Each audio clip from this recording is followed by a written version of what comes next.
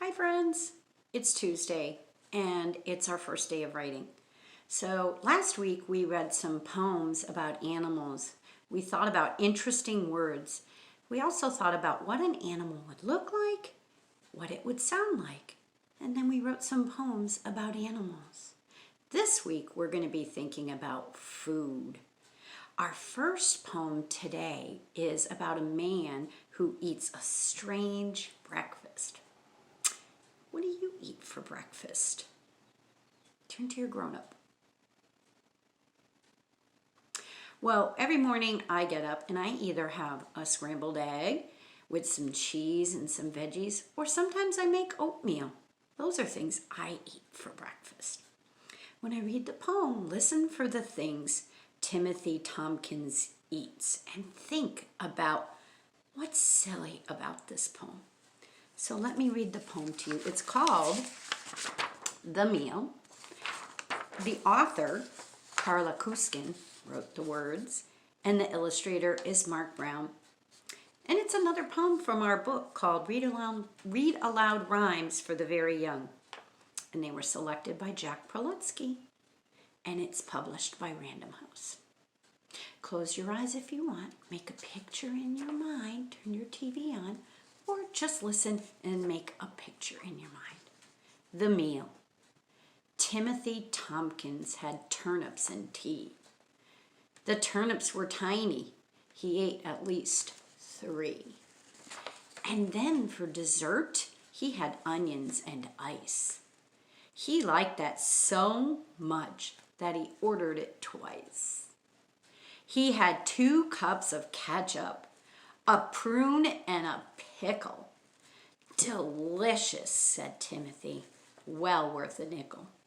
He folded his napkin and hastened to add, "It's one of the loveliest breakfasts I've had." Let's read it again, and I'll talk about some of the words in the poem. The meal. Timothy Tompkins had turnips and tea. Turnips are a kind of vegetable. The turnips were tiny.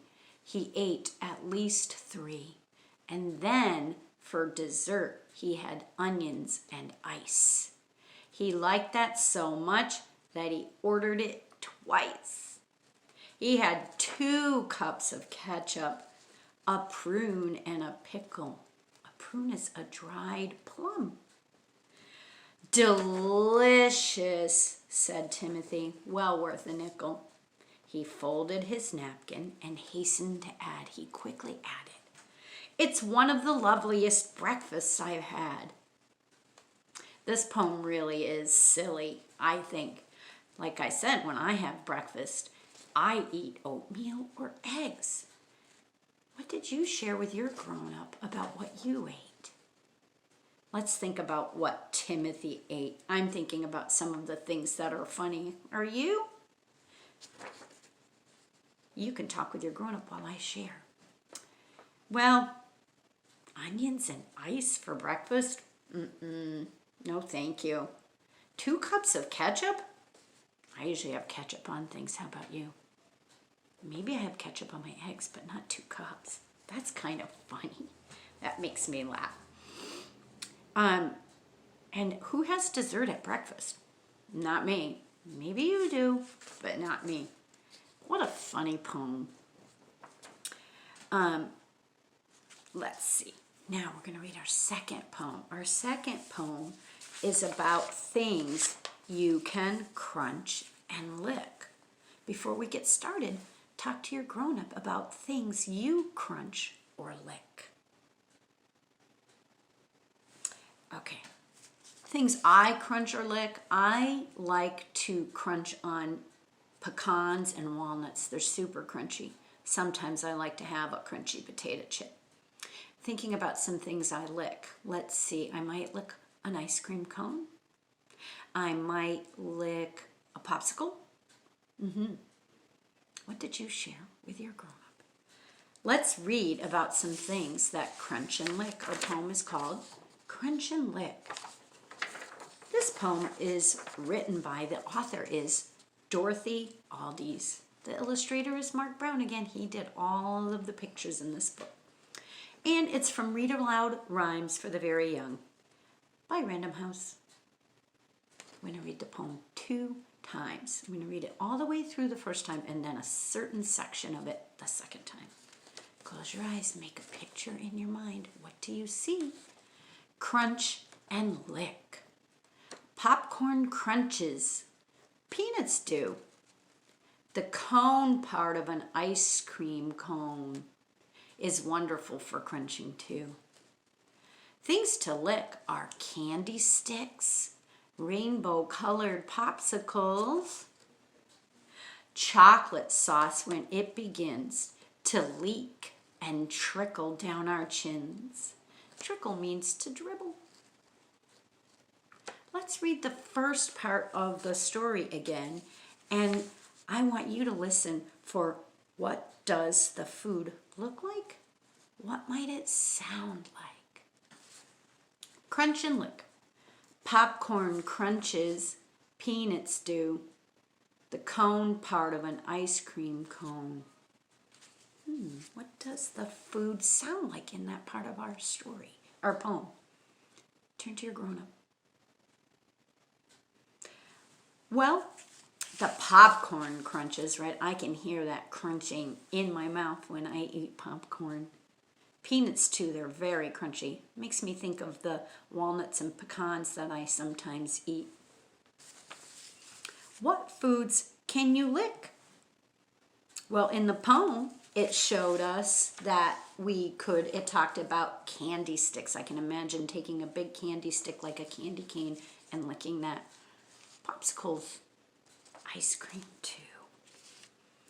So we're going to make a list today thinking about how some foods look and how they sound. Can you think of some foods that you could describe? What sound words could you use? What do some of these foods look like? Turn to your grown-up. Well, while you were away talking, I made a list of food words. So I'm going to share some of the food words I thought about and how they look and how they sound. So my first word is strawberry. Well, I know that strawberries are juicy. They're kind of heart-shaped. Have you ever noticed that about a strawberry? They kind of have that heart shape. They're also very sweet. Another food I thought about that you might have thought about too, I know a lot of kindergartners like to eat, is spaghetti. Ooh, I really like this sound word, slurp. Have you ever slurped your spaghetti? It's kind of fun to do. Splat. Yeah, sometimes it falls on the ground and it goes splat. It makes that sound. Oh, kind of a way that it looks messy. Spaghetti and sauce can be kind of messy. Piled high. Oh, I love a big pile of spaghetti. My next word, my food word, is pizza. Cheesy. Pizza has cheese on it and it's very cheesy.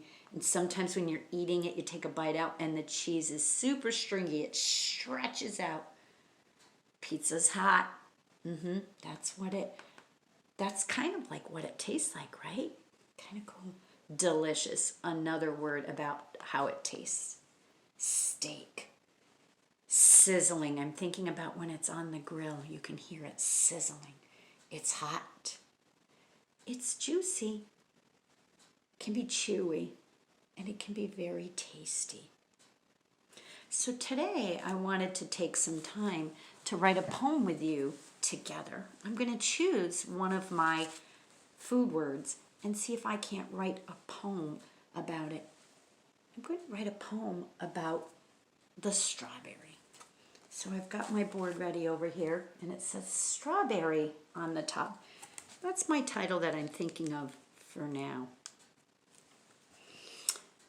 Oh, I was thinking about another way to describe it. I know most strawberries are red. So I'm going to start my poem off with a color word to help describe my strawberry. Red.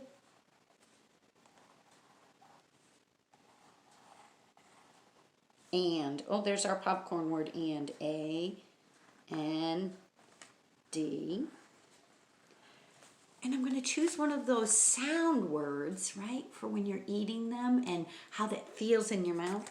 Red and juicy. Juicy was on our list. J-U-I. The C makes the S sound in juicy. Oh, and I hear that E sound. Juicy. Red and juicy. Let me think. What else could I write about the strawberry? Let me reread what I have written here. Strawberry. Red and juicy. Sometimes strawberries can be tart too if they're not ripe. So I'm going to write the two words that describe how it tastes. Tart and sweet. Tart. T. Right? T makes the T sound. A. R. T. Oh, I hear that T sound at the end too. Tart. And there's our popcorn word again. And sweet. S makes the sound. W. E. I hear a letter saying its name. Sometimes when E is saying its name, there's two of them. S, W, E, E. T. What do you hear at the end?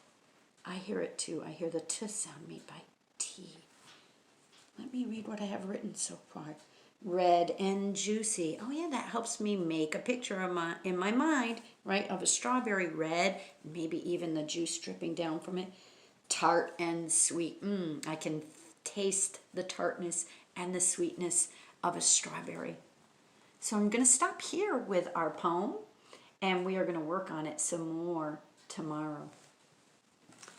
What will you draw and write about today? Will you write about a food, how it sounds and how it tastes? If you'd like, you can start one today. You can use the one we created together to help inspire you. And if you want, just write a couple lines like I did, and then we'll talk some more about words that describe foods, and you can add more to your poem. Well, that's all for today. I hope you enjoyed those fun poems and thinking about that silly breakfast that Timothy Tompkins ate. And I hope you had fun writing a poem together with me. I'll see you tomorrow.